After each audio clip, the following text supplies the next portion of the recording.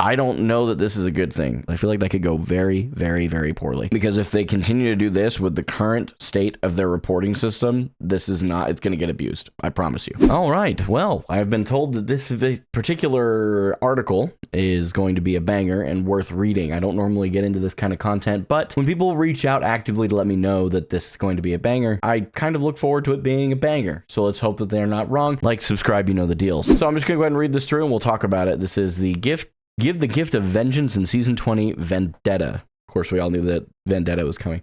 Winter is coming again to the Overwatch battlefield, but this year will bring more than cocoa, cookies, and the usual cheer.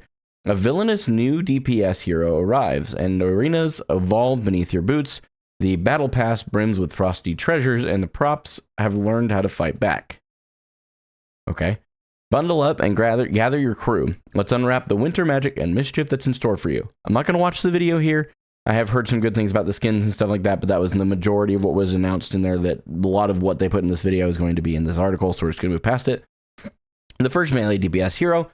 Every good winter brings a storm. Ours is Vendetta, the first melee DPS hero in Overwatch history. She arrives with cold ambition in her grip and Talon's legacy in her wake.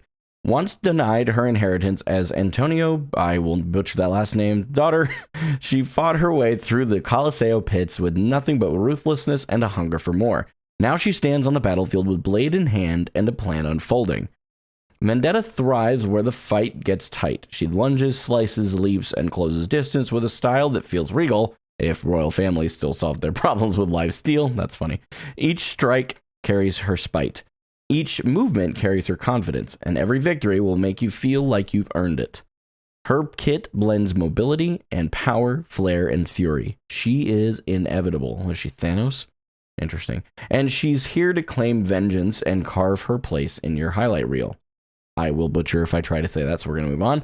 Got some abilities listed out here. If you haven't seen some of the Vendetta gameplay that exists out there, she looks very strong. Of course, she was just in quick play. It was just a trial weekend. And I am excited to see when they release her into comp, how she starts to play out in a competitive setting. The reason I didn't myself get into it is because I don't play DPS, number one. Melee heroes have not been my thing, number two. And finally, I really don't like playing the heroes in the like the weekends that they do, because the hero is not balanced yet. They think they've got them balanced. It's probably as close as they can get before trial, but I prefer to try out the hero after their first balance patch, and I'm looking forward to seeing what Vendetta looks like on that. Stadium report. Okay, leave me a comment if you actually play Stadium. I have not seen, maybe I'm just in my own little echo chamber, but Stadium content has been completely dry. I haven't seen anything, and I'm convinced that there's just a handful of creators getting paid to play the game, and people that watch them play it too. I don't know, so if I'm wrong, call me on that. While the chilly wind whistles through the wintry streets, Stadium will be evolving again.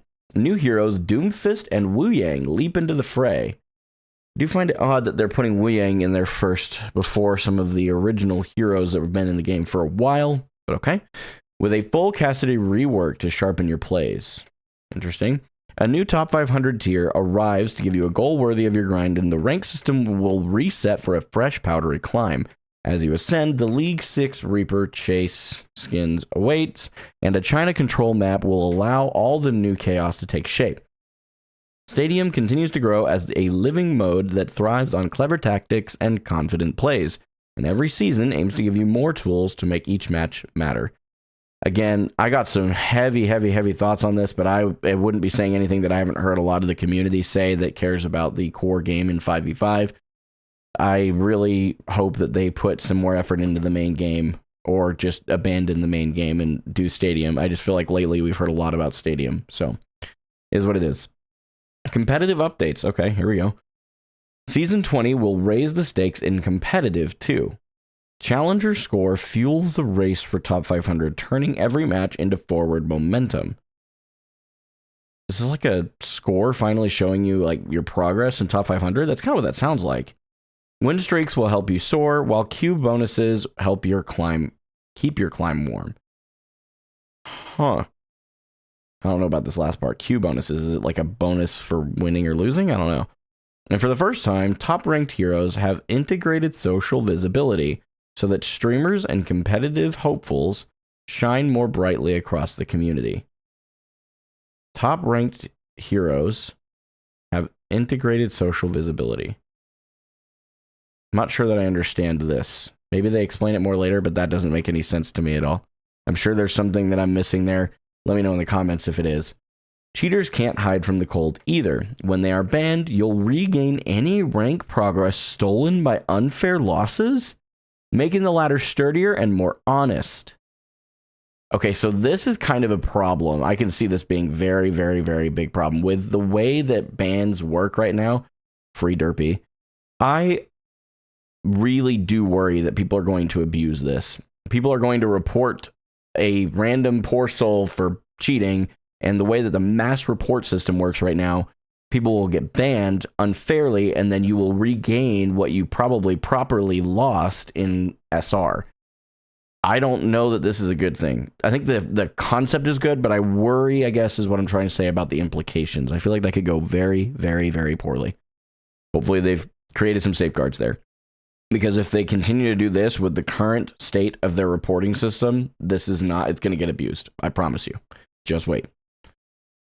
And as Challenger continues to tie itself more closely to our esports ecosystem, this is that Challenger score they were talking about up here, I'm guessing, your victories might lead to opportunities in Face-It tournaments, OWCS scouting, and more.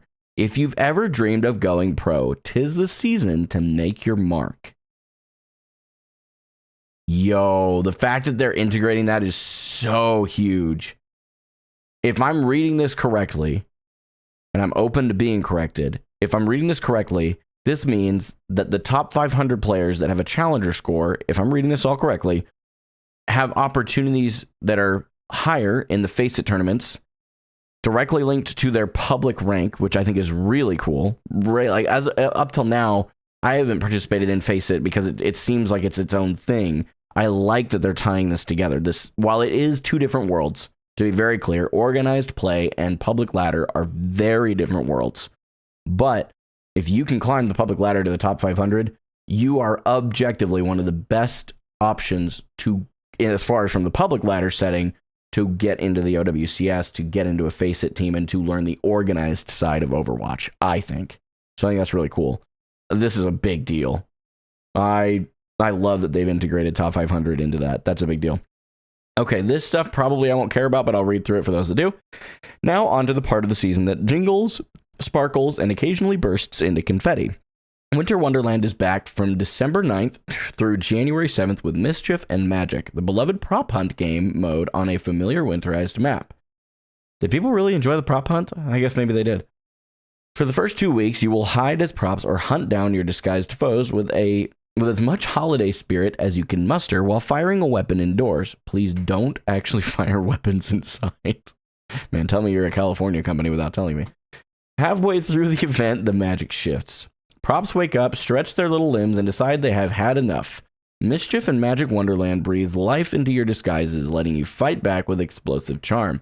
Gingerbread bites, snowmen detonate, the holiday spirit positively combusts. Through it all, you can earn Frozen Demon Junkrat, another Junkrat skin, okay? And Frozen Mountaineer Cassidy, track your progress in the event hub, and enjoy holiday chaos with friends who definitely did not see that candy cane coming. Okay, that's cool. This year also introduces a festive 3-path reward system that lets you chase the cosmetics that speak to your style. Complete challenges across Winter Wonderland and other modes to earn winter cookies, then spend them on 3 tracks: Jingle Tracer, Krampus Junkrat, and Santa Claus Torbjorn. Okay. Each path has its own unique rewards, milestones, and personality to let you earn at your own pace and build that warm, fuzzy sense of holiday joy while you play. I've noticed that Junkrat's been getting a lot more love lately. Anybody else noticing that? Maybe I'm just like kind of, whatever that effect is where you start noticing things more because you're thinking about it more. But you got the mythic, and then we mentioned didn't they mention one up here too? A Junkrat skin that was somewhere in here. I swear it was up. Yeah, right here. Frozen Demon Junkrat. Then we got Krampus Junkrat. That's interesting. Collect your cookies and bring some cozy winter fun to your fights December 9th through January 7th. Okay. Mythics. Speaking of mythics, if Golden Hour had a favorite hero, it would be Cassidy. Cassidy mythic? I wasn't even looking at the picture. Duh. The Divine Desperado hero skin will turn you into a radiant desert deity with blazing visual effects, immersive sound, and all the swagger of a cowboy who stared directly at the sun and won. Was he Chuck Norris? You can unlock new hairstyles, the bold purple dusk and ice blue dawn colorways, then illuminate the world around you with ambient sky glow in the final tier. This mythic is drenched in drama, Cassidy's cool confidence, and a sacred celestial blaze. When you unholster this one, you won't just feel powerful, you feel divine. Pretty cool.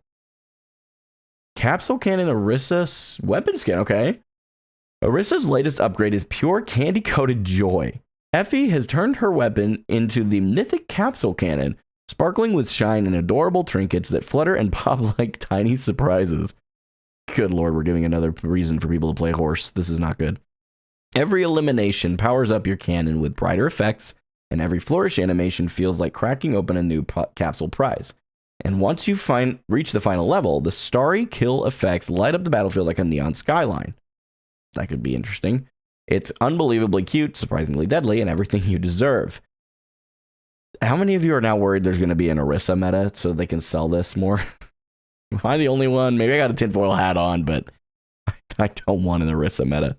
It is so unentertaining to me. I like playing Orisa, but Orisa metas is just boring. All right, dashing through the battle pass. Get frosty and dash through tiers in the Season 20 battle passes to find 5 legendary skins, 3 epic skins, emotes, charms, currencies, and plenty more. Genji becomes Yukazaru. Probably mispronounced that. Sorry if I did. Venture glows with Celestial Charm. Soldier steps into the cold as Colder 76. That's kind of funny. Reaper rises as Frost Lynch. Freya becomes the mighty Scotty, not sure. While Cold Front Tracer, Ice Crystal Symmetra, and Winter Guardian Ilari make for a crisp epic trio. Okay.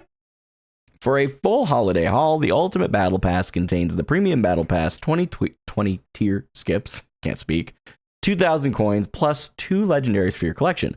High Society Vendetta.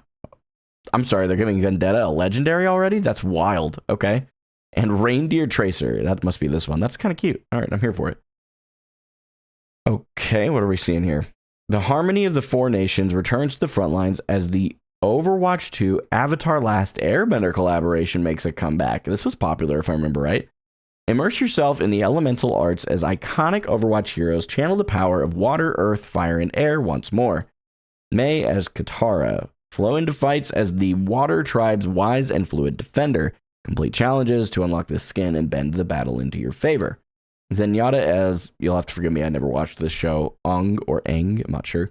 Channel the Air Nomad's legacy of peace and resilience as you glide into combat with the spiritual grace of the Avatar himself. Orisa as Appa. Fly into the fray with your steadfast protector, embodying loyalty and strength to carry your team to victory. Yip. I'm assuming that's something that the character says. I don't know. Venture as Toph. Shake your enemy's foundations as the unyielding, earth-bending master who stands strong against all odds. Genji as Zuko. Fuel your flames with the determined firebender whose heart burns with purpose and redemption. That one actually kind of sounds cool, not even having context. That just sounds cool. Kiriko as Suki. Strike with precision and grace, honoring the unbreakable spirit of a Kyoshi warrior, maybe? I gotta say, we gotta quit giving Kiriko skins so people stop playing her, please, and thank you. The returning crossover will bring back the celebrated cosmetics, sprays, and flair inspired by the spirit of the Team Avatar, but don't miss this chance to complete your collection. Gather your, however you say that, master the elements, and bring balance to the battlefield again from the 16th to the 29th. This is right around Christmas, that's cool. You got shop collections here. It looks like, I'm not gonna get into this too much because I really just don't care about the shop. It's not really my thing.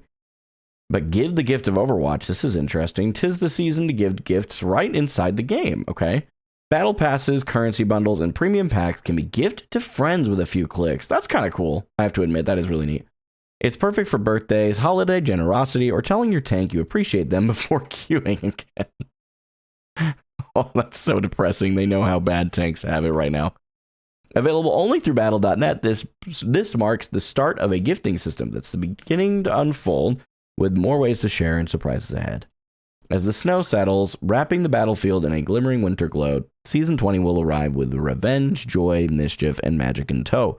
No matter how you choose to spread the cheer, there will be festive, frosty gifts waiting near.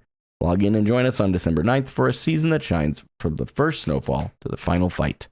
Lots of cosmetic stuff for those of you that are into that for sure.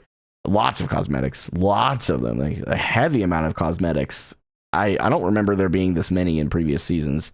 Obviously, we have a new hero release, which is a big deal. Still kind of frustrated that they skipped the tank because we need a new tank.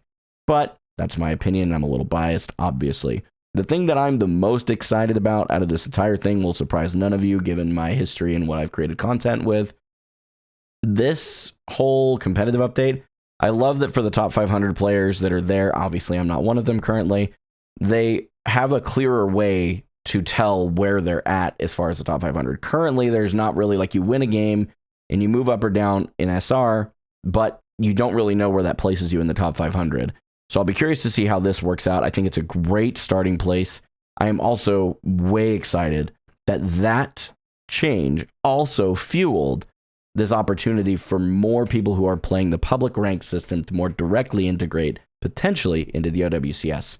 I think that's a very big deal because it's becoming easier and easier. Not easier, but simpler, I would say. Easier is not a good word for it. Simpler to actually get your name out there. You don't have to have a social media presence anymore. When I started, that's why I started. I figured I needed to have a social media presence in order for a league team to ever even consider picking up a late 20s guy.